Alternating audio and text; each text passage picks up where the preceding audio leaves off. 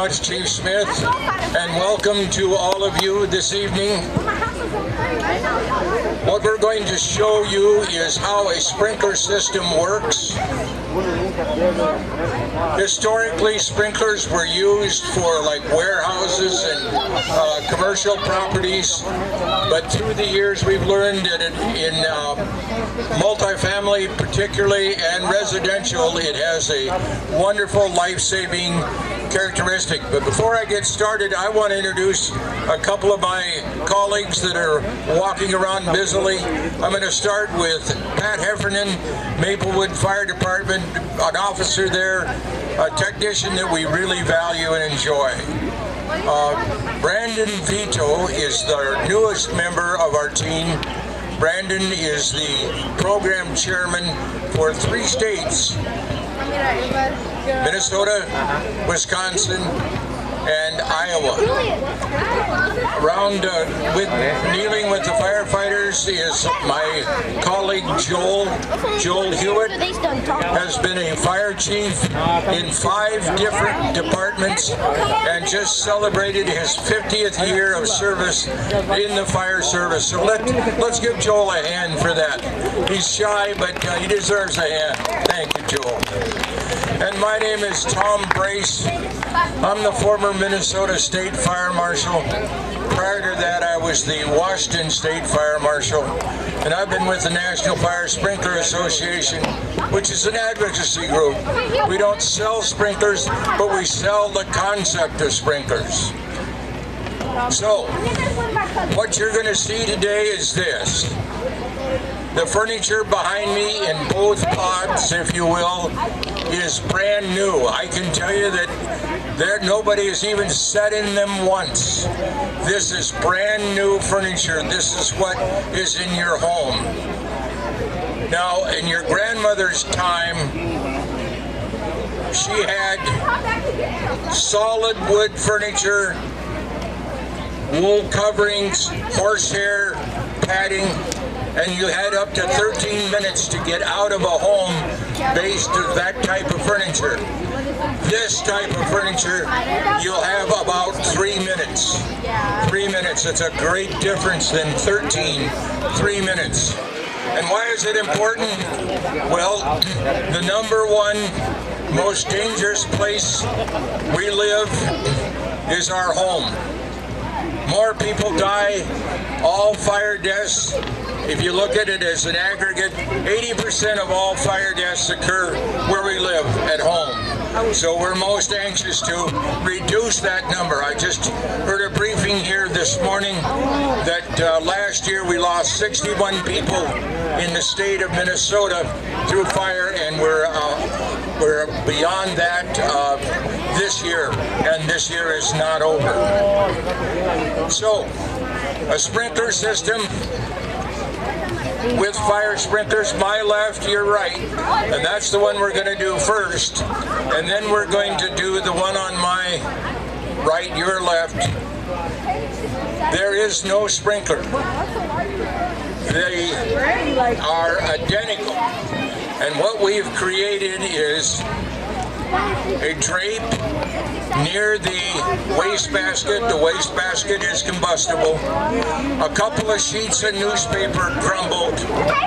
A cigarette distributed improperly into a wastebasket, or a candle knocked off, or whatever the scenario is. But we have just several crumpled newspapers that are going to start this fire. The one on my right, we are going to let burn to what is known as flashover.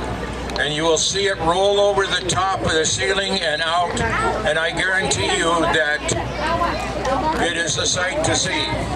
Before we go any farther, I would like to say with all sincerity that we couldn't do this demonstration without the help of the St. Paul Fire Department. So could we have a round of applause for the St. Paul Fire Department? Thank you. Well deserved. We have 2 firefighters in full turnout gear, well trained, well equipped, and you'll see them in action. It'll be a pleasure. So, starting, but let me just say one more quick thing. There's a lot of myths about sprinklers.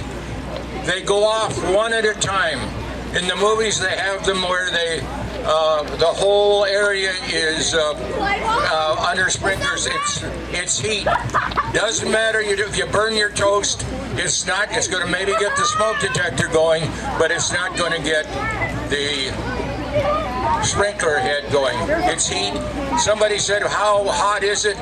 About the ceiling, about 165 degrees. Quick response said, when it hits about 165 degrees, that sprinkler head is going to go off. So, let's start with the pod that has a fire sprinkler. It's identical to the one that doesn't, with one exception, a fire sprinkler head. So,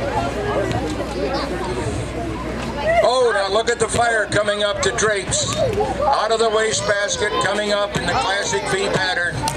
It's going to start to roll over the top. Hear that smoke detector.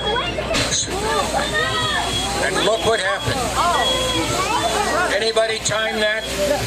Did anyone get a time on that Missed it. 2.3 discharge? Now that smoke, red smoke detector is going to keep beeping. So,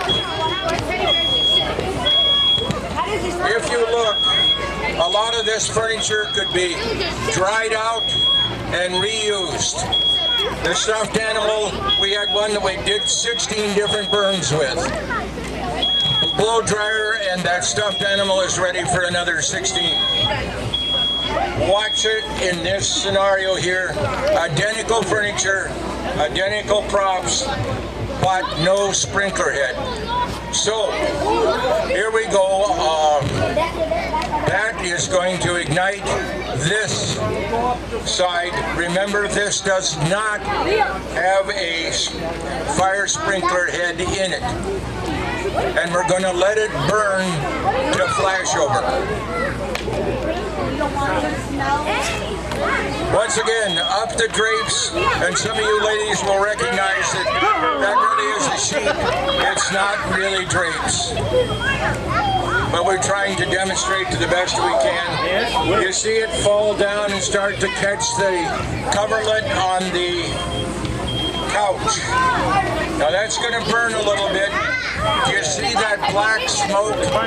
That black smoke is working its way down. That's why we talk about stay low and go.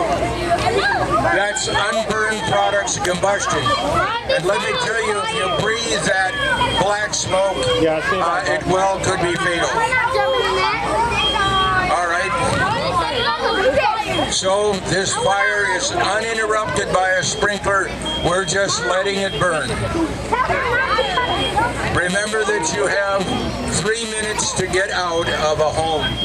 And while we're waiting for this to go to flashover, let me remind you to always have 2 ways out of a home and have a rendezvous point where you can gather all of your family group together and make sure everybody is safe and out.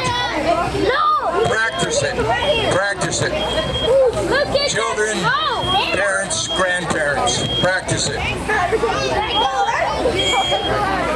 Now it's starting to get hot.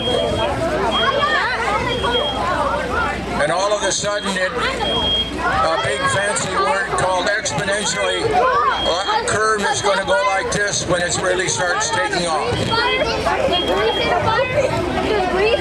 the fire, if you pour water in it, it's going to go like this. What you can't see is behind that couch is all open. It's pressed wood with a lot of glue holding it together, petroleum-based fabrics. Simply put, it's hot.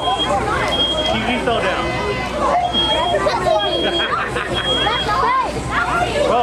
Some of you can see, probably some of our shorter viewers can see easily the fire under the couch. So pretty soon this is going to be all involved.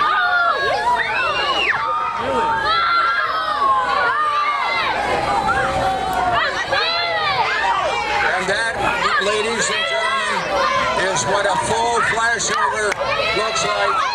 And this is why we have trained firefighters.